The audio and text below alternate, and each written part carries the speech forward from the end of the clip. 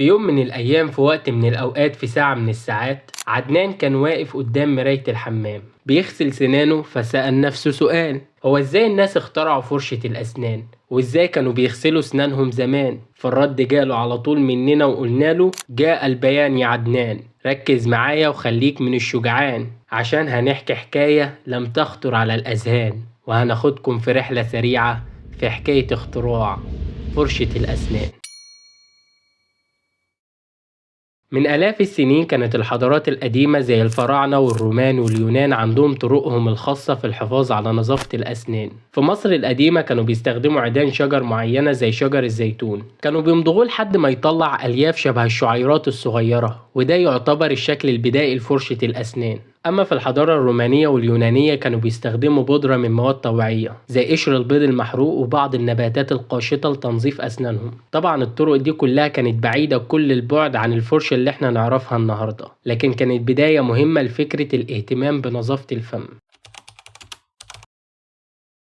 في القرن الخمستاشر وتحديدا في الصين بدأوا يصنعوا أول فرشة أسنان باستخدام شعيرات من شعر الخنزير، وكانوا بيثبتوها على عصاية من العظم أو الخشب. والفرشة الصينية دي انتشرت بعد كده في أوروبا في القرن السبعتاشر، لكن الأوروبيين فضلوا يغيروا في الخامات فبدأوا يستخدموا شعيرات الخيول عشان تكون أنعم. وفي القرن التمنتاشر اختراع فرشة الأسنان التجارية الحقيقية كان في إنجلترا. توماس بيرش سجين إنجليزي صنع أول فرشة تجارية من عظم الحيوانات وشعيرات الخنازير، ودي كانت بداية تصنيع فرشة الأسنان التجارية في بريطانيا وأوروبا. أما القرن العشرين كان نقطة تحول كبيرة لما ظهر النايلون في سنة 1938، وبدأت شركة دوبنت الأمريكية في إنتاج أول فرشة أسنان من النايلون بدل الشعيرات الطبيعية، وكان ده تطور كبير خلاها أكثر صحة وسهولة في التنظيف. بعدها ظهرت الفرشة الكهربائية في خمسينيات القرن الماضي، وكانت نقلة نوعية في عالم العناية بالفم.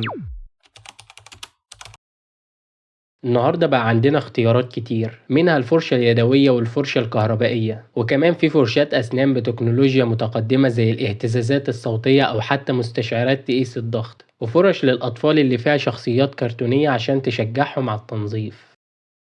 اختراع فرشة الأسنان يعتبر تطور كبير كان ليه تأثير على حياة الناس وصحتهم على مر التاريخ، ولو شفنا التطورات دي على مر السنين هنلاقي إن كل مرحلة كانت بتضيف حاجة جديدة لحد ما وصلنا للشكل اللي بنستخدمه حاليا. وبكده نكون وصلنا لنهاية حكايتنا النهاردة، ولكن الحكايات جاية كتير إن شاء الله. ولو عجبك الفيديو ما تنساش تعمل لايك واشتراك في القناة وتشير الفيديو مع صاحبك اللي بيغسل سنانه. أما اللي ما بيغسلش سنانه فما تبعتلوش حاجة، ولا أقولك ابعتوله برضو يمكن يبدأ يهتم شوية. واعرف دايما إن لكل اختراع حكاية.